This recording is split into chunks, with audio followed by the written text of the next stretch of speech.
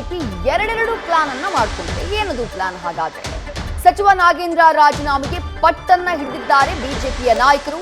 June 6ರವರೆಗೂ ಕೂಡ ಸಚಿವರಿಗೆ ಗಡುವನ್ನ ಕೊಟ್ಟಿದ್ದಾರೆ ರಾಜೀನಾಮೆಯನ್ನ ನೀಡೋಕೆ ಅಥವಾ ಮುಖ್ಯಮಂತ್ರಿಗಳಿಗೆ ರಾಜೀನಾಮೆಯನ್ನ ಪಡೆಯೋದಕ್ಕೆ. ಒಂದು ವೇಳೆ ರಾಜೀನಾಮೆಯನ್ನ ನೀಡದೇ ಇದ್ರೆ ಪ್ರತಿಭಟನೆಗೆ ನಿರ್ಧಾರವನ್ನ ಮಾಡಿದೆ ಕಮಲಪಾಳ್ಯ. ವಿಪಕ್ಷ ನಾಯಕ ಆರ್ ಅಶೋಕ್ ನೇತೃತ್ವದಲ್ಲಿ ವಿಧಾನಸಭೆಯ ಒಳಗೆ ಪ್ರತಿಭಟನೆಯನ್ನ ನಡೆಸುವುದಕ್ಕೆ ತೀರ್ಮಾನವನ್ನ ಮಾಡಲಾಗಿದೆ. ಮತ್ತೊಂದು ಕಡೆ ಬಿಜೆಪಿ ರಾಜ್ಯಾಧ್ಯಕ್ಷ ಬಿವೈ ವಿಜಯೇಂದ್ರ ಅವರ ನೇತೃತ್ವದಲ್ಲಿ ರಾಜ್ಯವ್ಯಾಪಿ ಹೋರಾಟಕ್ಕೆ ಸಿದ್ಧತೆಯನ್ನ ಮಾಡಿಕೊಳ್ಳಲಾಗ್ತಾ ಇದೆ. ಎರಡೂ ಮಾರ್ಗಗಳಲ್ಲಿ ಪ್ರತಿಭಟನೆಯನ್ನ ಮಾಡಿ ಇದನ್ನ ಬಹಳ ದೊಡ್ಡ ಮಟ್ಟದಲ್ಲಿ ತೆಗೆದುಕೊಂಡು ಹೋಗೋದಕ್ಕೆ ಕಮಲಪಾಳ್ಯ ಸಿದ್ಧತೆಯನ್ನ ನಡೆಸ್ತಾ ಇದೆ.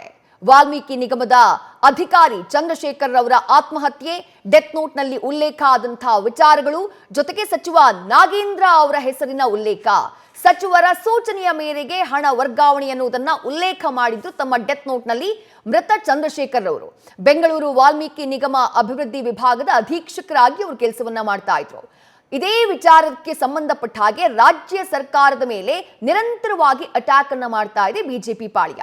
ಈಗ ಸದನ ಆರಂಭ ಆದಂತಹ ನಂತರದಲ್ಲಿ ಸದನದ ಒಳಭಾಗದಲ್ಲಿ ವಿಪಕ್ಷ ನಾಯಕರಾಗಿರುವಂತಹ ಆರ್ ಅಶೋಕ್ ಅವರ ನೇತೃತ್ವದಲ್ಲಿ ಈ ವಿಚಾರವಾಗಿ ರಾಜ್ಯ ಸರ್ಕಾರವನ್ನ ಕಟ್ಟಿ ಹಾಕೋದಕ್ಕೆ ಕಮಲಪಾಳ್ಯ ತಂತ್ರವನ್ನ ಮಾಡ್ತಾ ಇದ್ರೆ, ಮತ್ತೊಂದು ಕಡೆ ಸದನದ ಹೊರಗೂ ಕೂಡ ದೊಡ್ಡ ಮಟ್ಟದಲ್ಲಿ ಹೋರಾಟವನ್ನ ನಡೆಸುವುದಕ್ಕೆ ನಿರ್ಧರಿಸಲಾಗಿದೆ. ಅದು ಬಿಜೆಪಿ ರಾಜ್ಯಾಧ್ಯಕ್ಷ ಬಿವೈ ವಿಜಯೇಂದ್ರ ಅವರ ನೇತೃತ್ವದಲ್ಲಿ.